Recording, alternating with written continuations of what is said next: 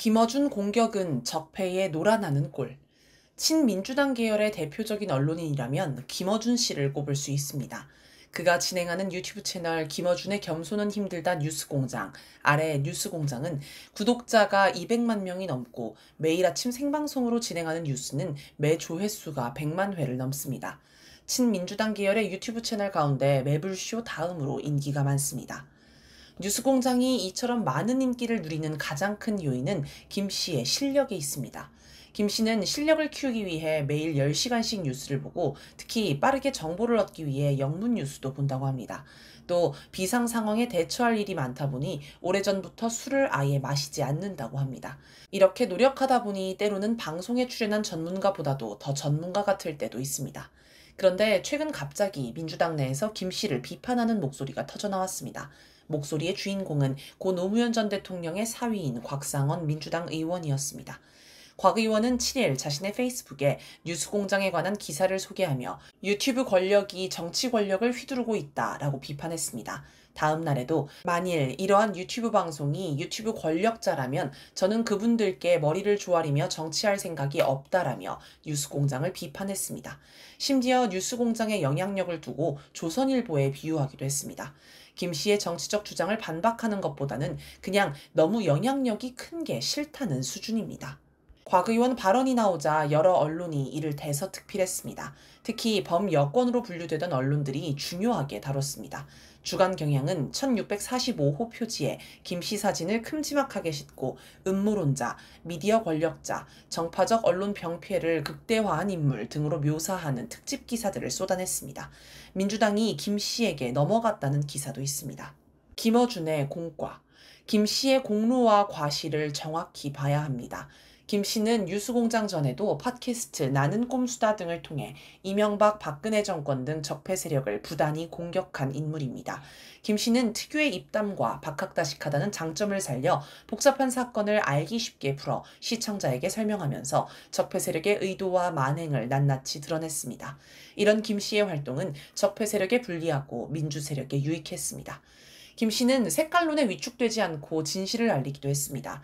이정희 통합진보당 전 대표나 광노현 서울시 전 교육감, 윤미향 전 의원이 한창 마녀 사냥을 받을 때 그들을 옹호했습니다. 또 시진핑 중국 국가주석을 1인 독재체제로 비판하는 국내 언론과 전문가들의 견해가 틀렸다고 비판하고 니콜라스 마두로 베네수엘라 대통령을 옹호하며 레바논의 헤즈볼라에 관해 긍정적으로 발언하는 등 한국 사회의 잘못 퍼진 관점에 과감히 반대의 목소리를 내기도 했습니다. 보통 언론인은 진실을 잘 모르기도 하지만 알아도 색깔론으로 공격받을까봐 이런 발언을 하지 않습니다. 그런 면에서 김 씨는 한국 사회의 잘못된 선입견을 깨고 색깔론을 부수기 위해 노력했다고 할 수 있습니다. 특히 김 씨는 12.3 내란에 맞서 국회에 참고인으로 출석해 진실을 증언해 내란 청산에 큰 도움을 주었습니다. 또 대다수 언론이 내란에만 집중할 때 김 씨는 외환 문제도 중요하게 다뤄 전쟁을 막는 데도 이바지했습니다. 북파 공작원의 테러 음모도 뉴스공장이 가장 적극적으로 이야기했습니다. 이처럼 김 씨는 적폐에 맞서 민주주의를 실현하는 데 많은 역할을 했기에 민주세력의 중요 자산이라고 할 수 있습니다. 물론 공로만 있지 않고 과실도 있습니다. 예를 들어 지난해 총선을 앞두고 병립형 비례대표제로 회귀하자고 주장한 것이나 총선 후 범민주당이 200석 넘기는 걸 좋다고 생각하지 않는다고 해서 민주당 지지자들의 김을 뺀 것이나 최근 쟁점이 된 검찰개혁에 관한 자기 견해를 내놓지 않은 것 등은 충분히 비판받을 만합니다. 특히 검찰개혁과 관련해서는 사안의 중요성을 봤을 때 견해가 없을 수 없는데 얘기하지 않습니다. 눈치를 보는 건지 참 비겁합니다. 최욱, 이동영 등 다른 비중 있는 방송인 유튜버들은 자기 견해를 밝혔습니다. 이처럼 김 씨는 다른 대부분의 사람처럼 공과가 있습니다. 따라서 김 씨를 절대화하거나 추종하는 것은 바람직하지 않지만 반대로 과만 부각해 제거하거나 죽이려 해도 안 됩니다. 잘못한 것은 비판하고 잘한 것은 칭찬해야 합니다. 어느 한 사안만 가지고 제거하려 해서는 안 됩니다.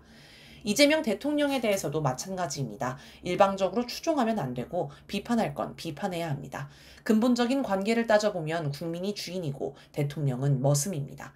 과거 문재인 대통령 때처럼 우리인이 문재인 하고 싶은 거 다 해 같은 태도로 맡겨놓으면 그 정권은 망합니다.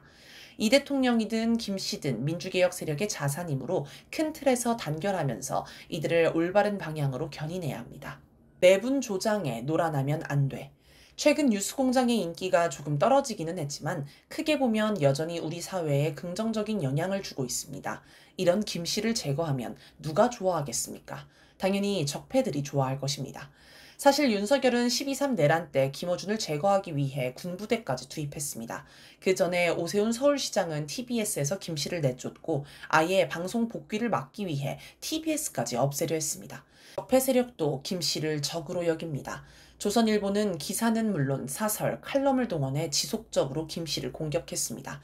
당장 10일에도 사설 가짜뉴스 징벌법 대상에서 김어준 제외해주나를 통해 김 씨가 가짜뉴스를 양산했다고 주장했습니다. 다른 적폐 언론과 종편도 비슷합니다. 그런데 적폐 세력이 나서서 김 씨를 공격하면 김 씨가 주목받고 민주개혁 세력 내에서 김 씨의 입지가 올라가는 역효과가 납니다. 그래서 이들은 내분을 조장합니다. 사실 적폐 세력이 진보민주개혁 세력 내부의 분열을 조장하는 건 하루 이틀 된 일이 아닙니다. 친일 친미 적폐 세력은 전통적으로 내분 작전, 내부 총질 작전에 매달려 왔습니다. 특히 민주당이 권력을 잡으면 항상 정권 내 내분을 조장해 왔습니다. 문재인 정부 때를 돌아봅시다. 당시 적폐 세력은 국민의 관심을 적폐 청산과 사회 대개혁에서 돌리기 위한 분열 책동에 매달렸습니다. 대표적 사례는 2018년 5월 19일 시작한 불법 촬영 편파 수사 규탄 시위입니다. 이 시위는 초반에 대학로에서 열렸고 철저히 여성 참가만 허용했기에 흔히 대학로 여성 집회, 해화역 시위라고 부릅니다. 물론 여성에 대한 차별과 범죄를 근절하기 위한 노력은 정당하며 필요합니다. 그러나 이 시위는 성평등을 명분으로 내세웠을 뿐 남성 전체를 적으로 돌려 성대결을 부추기고 특히 문 대통령을 난폭하게 조롱하는 등 정권 공격과 사회 혼란을 추구하는 것처럼 보였습니다. 시위의 주된 구호도 문 대통령을 겨냥한 것이었고 문재인 재기해, 자살하라는 뜻 같은 극단적인 구호도 등장했습니다. 자기 요구가 받아들여지지 않자 문재인도 한남충이라는 혐오 발언까지 나왔습니다. 나중에는 박근혜는 여자라서 탄핵당했다라는 논리가 나오면서 시위대 중 일부가 적폐 세력이 주최한 박근혜 석방 집회에 결합하기도 했습니다. 그런데 특이한 것은 진보 보수를 가리지 않고 대부분의 언론이 이 시위를 대대적으로 보도하면서 우호적인 태도를 보였다는 점입니다. 보수 언론이야 문재인 정부를 공격할 수 있는 좋은 소재라서 적극적으로 보도했겠지만 진보 개혁 언론도 여기에 동참하면서 국민의 관심을 적폐 청산과 사회 대개혁에서 돌리게 했습니다. 전형적인 분열 공작에 말려든 것입니다. 문 대통령과 윤석열, 조국이 검찰개혁을 놓고 서로 싸운 것도 내부 분열입니다. 당시 윤석열은 문재인 정부의 검찰총장이었고 조국은 민정수석을 하다가 검찰을 지휘하는 법무부 장관을 했습니다. 한마디로 같은 편끼리 치고받고 싸운 것입니다. 이 내분으로 문재인 정부는 치명상을 입고 개혁 동력을 대부분 잃어버렸습니다. 노무현 정부 때도 마찬가지입니다. 대표적인 사건은 탄핵입니다. 여당이었다가 열린우리당이 떨어져 나가면서 야당이 된 새천년 민주당이 탄핵을 추진하면서 대혼란을 겪었습니다. 적폐 세력이 만세부를 일을 나서서 한 셈입니다. 이걸 국힘당, 당시 한나라당이 주도했으면 여론의 직격탄을 맞아 국힘당이 완전히 박살났을 텐데 민주당이 주도하는 바람에 그나마 역풍을 덜 맞을 수 있었습니다. 고 노무현 전 대통령 퇴임 후 검찰의 무차별 정치 보복이 시작됐을 때도 범민주 세력이 단결해서 탄압에 맞서기보다는 사실이라면 큰 문제라는 식으로 검찰 편에서 협공하는 사람들이 나오면서 노 전 대통령의 비극적 최후로 이어졌습니다. 2012년 총선 직후 벌어진 통합진보당 사태도 유시민계 5억만이 당내 경선에서 부정을 저지르고 이를 이른바 당권파에 뒤집어 씌운 사건입니다. 당권을 쥐기 위한 일종의 쿠데타였습니다. 그 결과 유시민계가 당을 장악하기는커녕 통합진보당이 갈갈이 찢겨 적폐 세력 좋은 일만 되었습니다. 외부에서 적폐 세력이 아무리 통합진보당을 공격해도 안 먹혔는데 내부에서 분열이 일어나면서 공격이 먹힌 사례입니다. 진중권과 정의당이 나서서 범민주진영을 분열시킨 것도 내분이라 할 수 있습니다.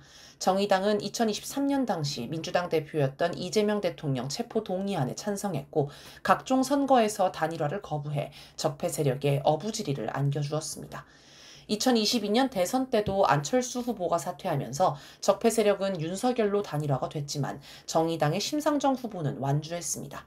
그 결과 윤석열 48.56%, 이재명 47.83%, 심상정 2.37%로 윤석열이 당선됐습니다. 이재명 후보와 심상정 후보가 단일화했으면 50.2%로 충분히 이길 수 있었습니다. 물론 심상정 표가 고스란히 이재명 후보에게 간다는 보장이 없다는 주장도 있지만 단일화 효과로 득표율이 올라가는 것도 고려해야 하므로 충분히 이겼을 것입니다. 분열하면 지고 단결하면 이기는 게 당연합니다. 따라서 우리는 내부 분열을 부추기는 행위를 강력히 배격해야 합니다. 이번에 김어준 씨 공격에 앞장선 곽상원 의원은 정신을 못 차리고 적폐 세력에 이용당하고 있다고 봐야 합니다. 김 씨를 공격하는 곽 의원은 과연 뭘 하고 살았는지도 돌아봐야 합니다. 군부 독재 시절인 1991년 서울대에 입학했지만 학생운동을 하지는 않았고 2001년 사법시험에 합격해 변호사가 되었지만 인권 변호사 활동을 하지도 않았습니다. 주로 미국에서 변호사 생활을 했습니다. 그러다가 고 노무현 전 대통령의 사위라는 이유로 배려를 받아 정계에 입문했고 2024년 국회의원이 됐습니다. 정계에 입문한 뒤에도 딱히 어떤 성과를 남겼는지 알려진 게 없습니다. 12.3 내란 때도 내란 극복을 위해 뭘 했는지 모르겠습니다. 그런데 적폐 세력, 적폐 언론에 놀아나 김 씨를 공격했습니다. 정신 차려야 합니다.